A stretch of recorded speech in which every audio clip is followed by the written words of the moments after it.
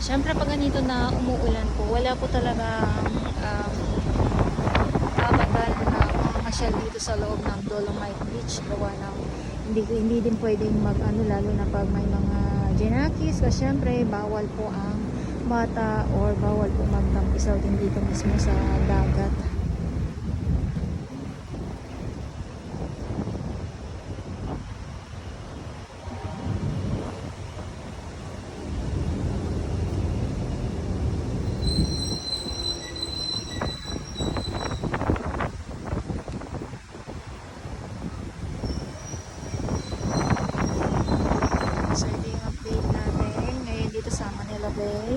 Maraming salamat po sa inyong lahat. At yung mga nagpaparaw po pala, no, yung mga nandito sa laot, dito may banda sa may, dito sa may tabi nitong buhangin sa may reclamation. Wala na po sila, uminto na kasi lumubog nga po yung ano, yung mga nandito po. So, syempre madilim.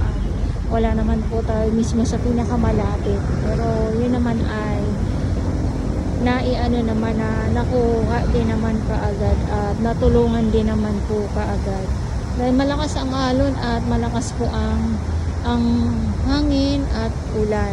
Yun nga po yung ano dito, tulad ng sinasabi ko, pabugso-bugso po ang ulan, yung iinit siya tapos bigla namang uulan, yung ganyan ba. Yun na, nakwento ko na naman, ang dami ko na naman pong kwento sa inyo dahil nga po sa mga na ano tumaob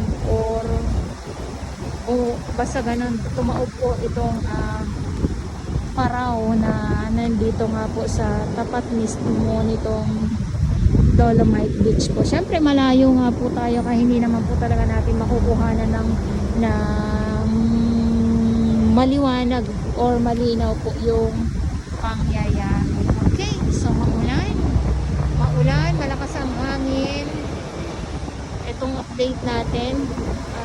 Dito naman po, syempre, tuloy-tuloy pa din po yung ating naglilinis kahit na umuulan. Tuloy pa din po sila na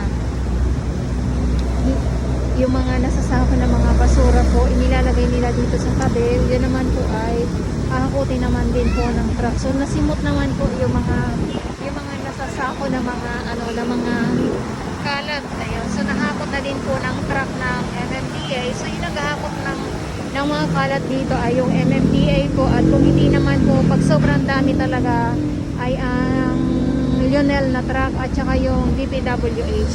Kasi pag marami po talaga, kailangan mas madami, mas mapadali yung trabaho at hindi tatagal yung basura nga po dito mismo sa loob ng Dolomite Beach at hindi din po siya mangangamoy kasi pag tumagal, yun po talaga ay meron tayong malalanghap, masisinghot ng kakaibang amoy pag tinatagal yung mga kalat nga po. Yun lang. So maraming salamat po.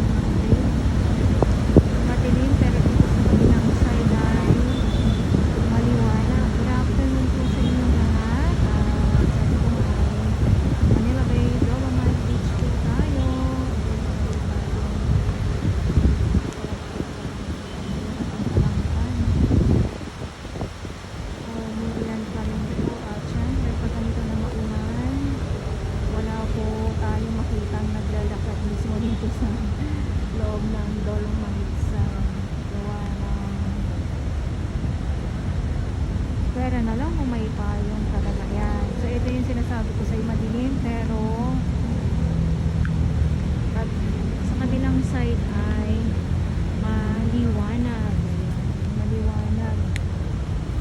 Maliwanag ang ating luha. Ay, meron dalawa, hindi ito itong dalawang ulan na naman. Yes, ulan na naman. Walang tigil ang ulan.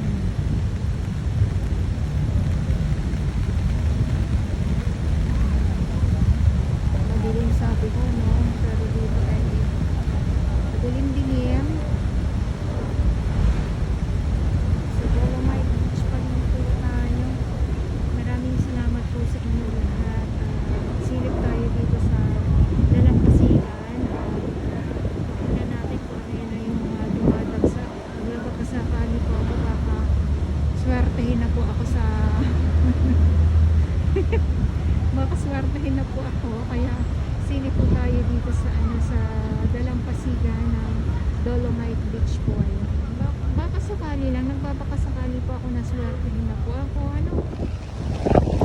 Kaya naman po, sana naman ako maglalakad. Alam niyo po, bumuhos naman yung malakas na ulan. Pambihira. Ayun, diba? Nagbabakasakali ako kasi baka mamaya swertehin ako. Swertehin ako sa paglalakad ko dito sa dalampasigan ng Dolomite Beach. Ayun, kitang-kita nyo po yung aking payong dahil ay maulan. Pabugso-bugso po talaga yung ulan ngayon dito. Kaya wag na po kayo magtaka kung ako ay may kuha na maliwanag kasi minsan mainit at minsan naman po ay madilim po dahil nga po ay tag-ulan na. Yes, tag-ulan na. Lakad muna tayo dito. At syempre malakas ang hangin, malakas ang alon. Mas matindi yung kanina. Ang lakas ng alon at hangin nga po. Huminto naman ngayon. O yun lang. Huminto naman po bigla yung ulan.